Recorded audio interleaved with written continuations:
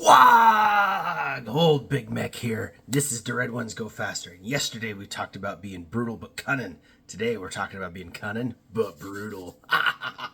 Let's get into it.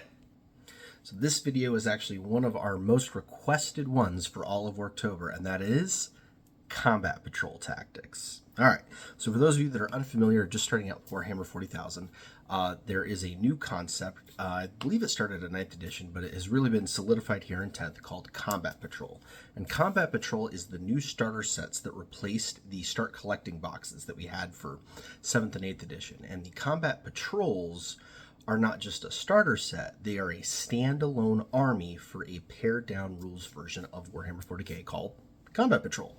What's really nice about Combat Patrol is you don't have to list build.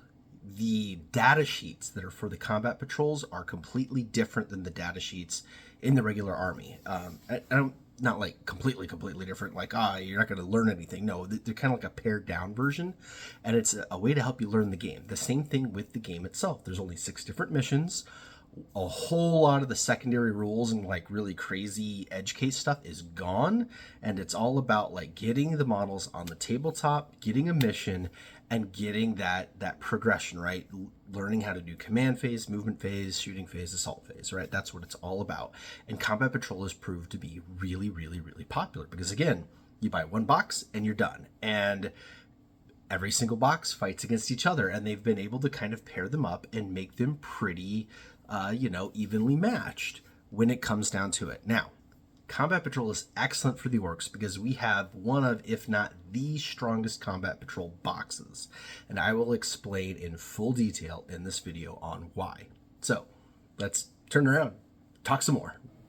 And of course, one of the best things about Combat Patrol is it is completely free on Games Workshop's website. So you don't ever have to buy a codex, you don't ever have to buy a rule book. You can download this, have it on your phone or your tablet, or print it out and have it on pen and paper, and it has stayed the same. And any updates that they do have been completely free as well. So if that's the kind of experience you're looking for, or if you're like one of the people that does like a one-page rules thing, this is a great way to do it. Now, again, there are only 6 missions in the Combat Patrol, which is really nice, and all of them are pretty much the same. You are determining the victor by victory points, and those victory points are done by controlling objectives. Now, there is a special rule here that a lot of people miss, and that is this one, securing objective markers. So there's a difference between controlling and securing.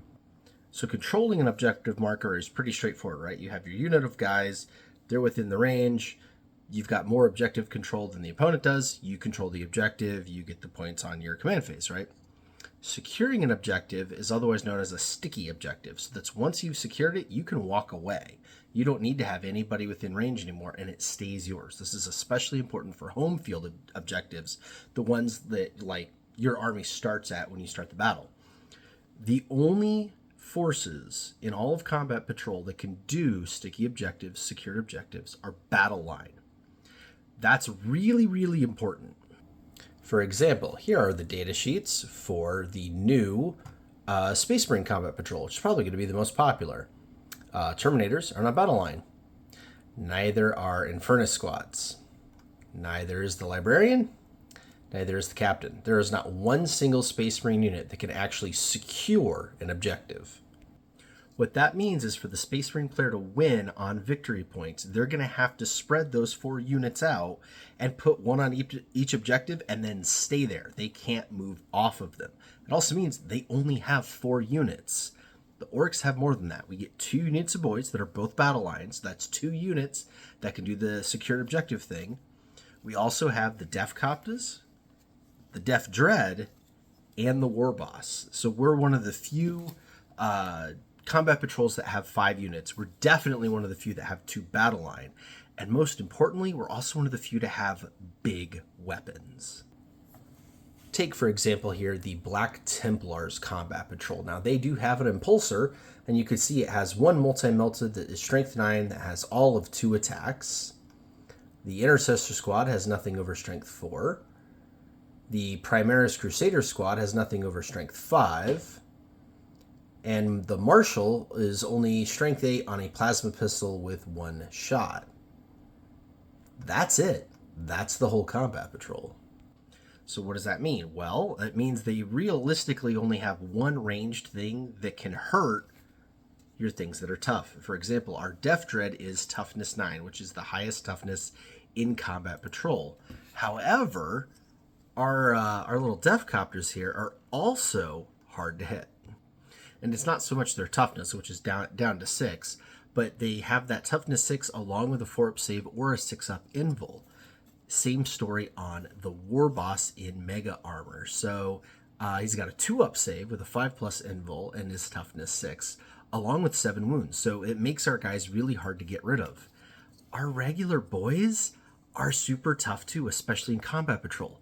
Toughness 5. So think about that. The vast majority of that army was only strength 4. That means they're only wounding on 5-ups. We've got a unit of boys that has a rocket launcher in it that's strength 9. A unit of boys that has the big shooter in it that's strength 5. And then our melee weapons. The big choppas are strength 7. The power claws are strength 9. The Def Dread's claws are strength 9 as well. Strength 10 with his rocket launcher is strength 9. We just have strength coming out the wazoo. So any high toughness on the opponent's side, any vehicles on the opponent's side, we have the firepower and we have the close combat ability to deal with, whereas they don't. So we've talked about how the Orks are going to be able to secure objectives thanks to our 2 battle line units. We talked about how Orks are going to be tougher for other people to deal with because we have so many high toughness units and one of the few vehicles. We've also talked about how the Orks hit harder, right? Because we have so many high strength weapons, both in range and close combat. The other, as well as having just more units than everybody, allowing us to move around the board. The other thing we have that is really, really rare in combat patrol is Deep Strike. Deep Strike allows you to bring in a unit from reserves and put it somewhere on the board that's not your starting area. One of the special abilities that you can give your War Boss is to allow him to make one of your units of boys Deep Strike, which again, with the sticky objective thing, is really, really good. You could place this battle line unit in reserve. They can come in and Deep Strike somewhere else on the board, no man's land, right? Grab that objective and then move off of it. And now your opponent has to get all the way over there to try to take it back from you, even though you've ran away from it toward the fight. Obviously, we're Orks. You can also Deep Strike without any special abilities, the Def Coptas. So not only are we one of the few that could Deep Strike, we could do it with 2 different units. So the tactical abilities that the Orks have is very, very cunning in combat patrol. It's why Orks have been one of the best combat patrols since the whole concept started. Now, the last thing I want to talk about is secondary objectives. Every army in combat patrol has a pair of secondary objectives available to them to use in the missions. Now, you do get to pick those depending on mission, and there are definitely some that are good with some missions and some that are better with others. However, Orks have one that I think is clear-cut better than the others.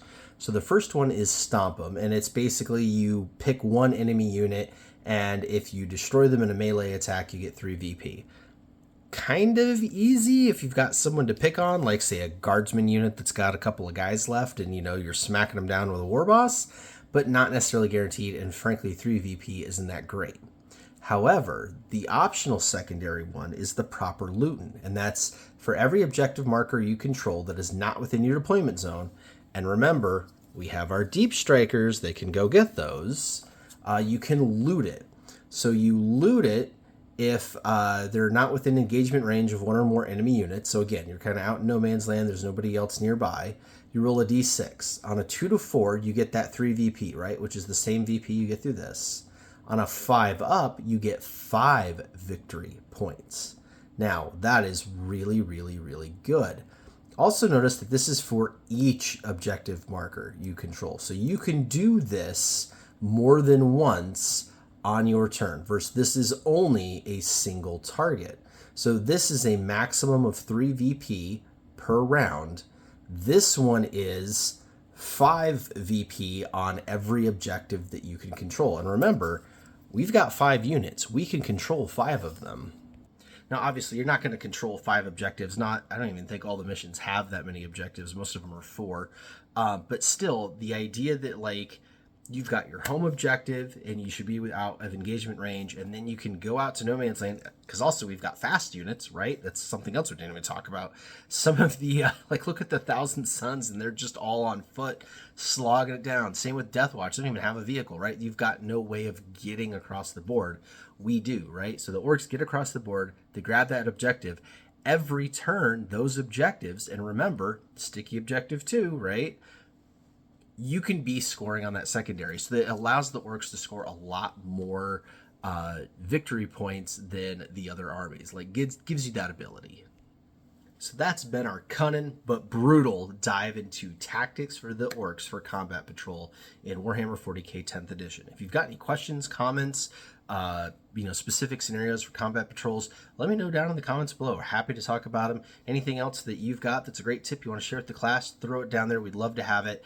And remember that, the combat patrol for orcs isn't just great for combat patrol. It is an excellent start to the army, and frankly, a no-brainer pickup as far as creating this army and getting going on it.